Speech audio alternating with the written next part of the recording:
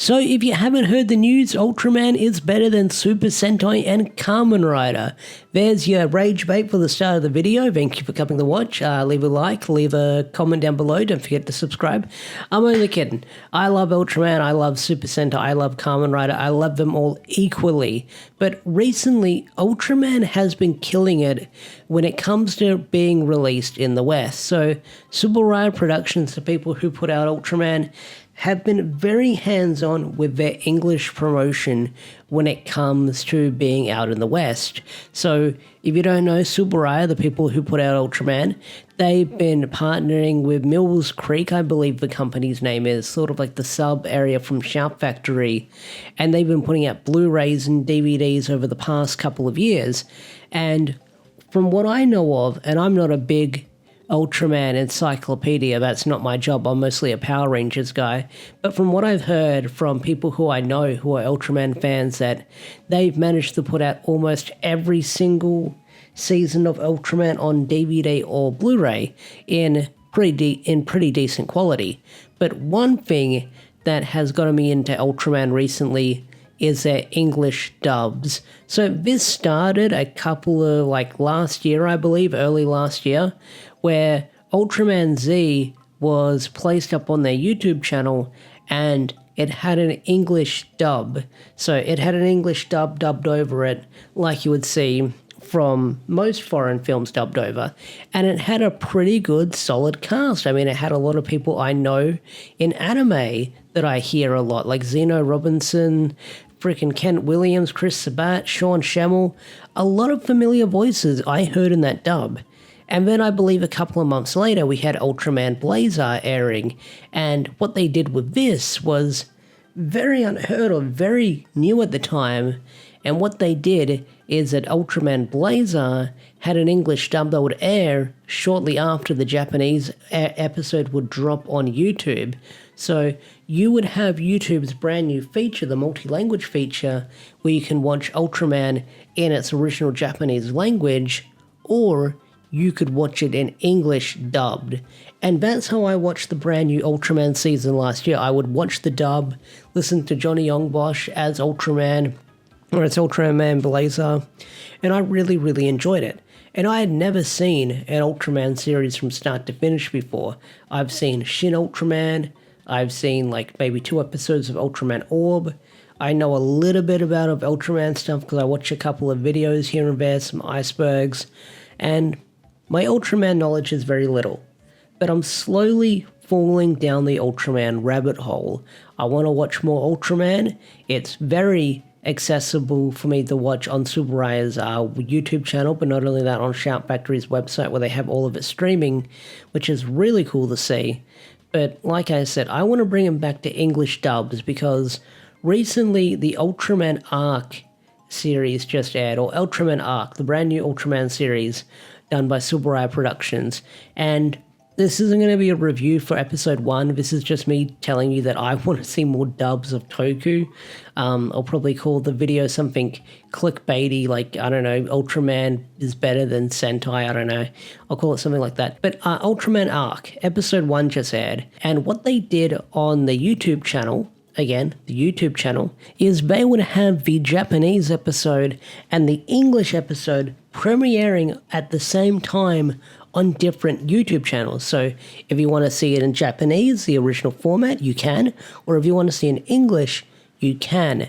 Now, I haven't watched the Japanese episode yet, I haven't watched it on their YouTube channel, but when I watched the English episode, they go far and beyond with their translations for the very first episode of Ultraman. We had English credits, we had the eye catchers having credits, when they sort of, at the end of the episode and between the start of the episode where they had that border text in the middle, they had all the Japanese text translated, which is really crazy because there was news reportings and people checking their iPhones and they had text beside it, which was really great. They're going above and beyond when it comes to getting this show out in English and sort of making it accessible for viewers. Because I said this on Twitter, I've never been an Ultraman guy. I've been a Sentai guy, I've been a Kamen Rider guy, a Power Rangers guy, And I've dabbled in a couple of other Tokus here and there, like Metal Heroes and Garo and stuff like that. But I've never been an Ultraman guy. And with Subaraya putting episodes out on their YouTube channel and putting episodes out on their YouTube channel dubbed, it makes me want to take the Ultraman plunge even more, because I hear so many things about all these different Ultraman shows that I just want to watch for myself, because people recommend me to check out stuff like Orb or check out Nexus or Meebus, I believe it's called, or even the older stuff people tell me to check out, which I really, really want to do. And it's all available to watch. I mean, even on the Subaraya YouTube channel, you can watch like the original Ultraman. You can watch Ultraman Taro, I believe, and they've got most of it up there for you to watch. I think they've even got the app accessible, the Ultraman fan club accessible to the Western audience, so you can make an account there and you can watch the stage shows there, which is crazy to believe as well. Because Sentai and Kamen Rider being released in the West has been kind of rocky the past couple of years, especially Sentai when it comes to being released in the West ever since Hasbro took over Power Rangers. Because if you don't remember, there was that 4 to 5 years of no Shout Factory releases, and everyone just thought that Shout Factory quietly stopped releasing Sentai. And then a couple of years ago, they started releasing 5-Man and Aba Ranger and Deco Ranger on DVD, and then it stopped. It stopped. Now, they have come, like, Shout Factory have come out and said, saying negotiations do take a lot longer for Sentai because apparently there's, like, the middleman with Hasbro and E1 and Toei and stuff like that, so money's involved. I'm doing the money thing right now with my fingers. Money's involved when it comes to that stuff. And then Shout Factory with Kamen Rider is fascinating as well, because I believe they have Cougar on there. They have the original Kamen Rider on there. They have 01, and they have Gates and Ryuki. If I didn't say Ryuki, they've got Ryuki on there as well. And then I think that's about it. They've got on there as well.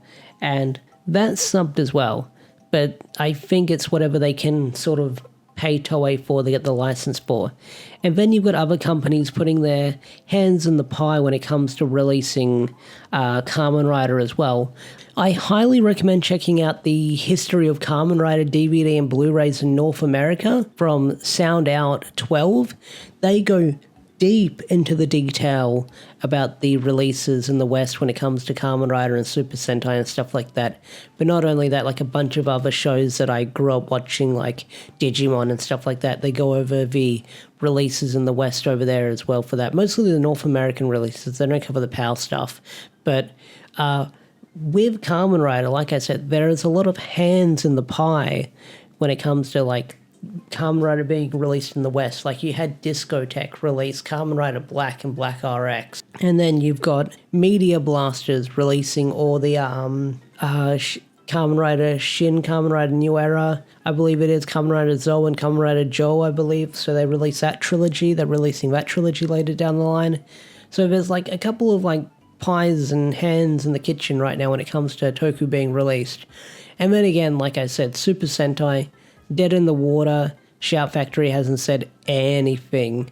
I don't think they've even teased anything. Like, maybe when there's a sale on, they'll say, hey, look, there's a sale on. But like I said, I've got my crackpot theory that Shout Factory is just like waiting for like all the stock to clear when it comes to Power Ranger DVDs. And then it's going to be like when the Wii U recently stopped being like produced, where they said no more Wii U's, we ran out of spare parts. And I feel like that's going to be the same when it comes to Power Ranger DVDs. Like once all the warehouse is clear when it comes to all those DVDs that Shout Factory released, like we saw it with the big box set a while ago, I feel like once that clears, it'll be like, all right, no more Sentai DVDs, we're all out of Jewel Ranger, that was the last one. I feel like that's going to be the case as well, which if that is the case, I really need to complete my Sentai collection from Shout. But Ultraman has been a lot of fun to watch, especially the English dubs. Like I said, I had Friday nights where I would just binge the Blazar dub. Like I watched like 8 episodes in a night. I was just gaming on the side, and I had Ultraman dubbed playing, so that way I can multitask. I don't have to focus on the subs, and I can watch it.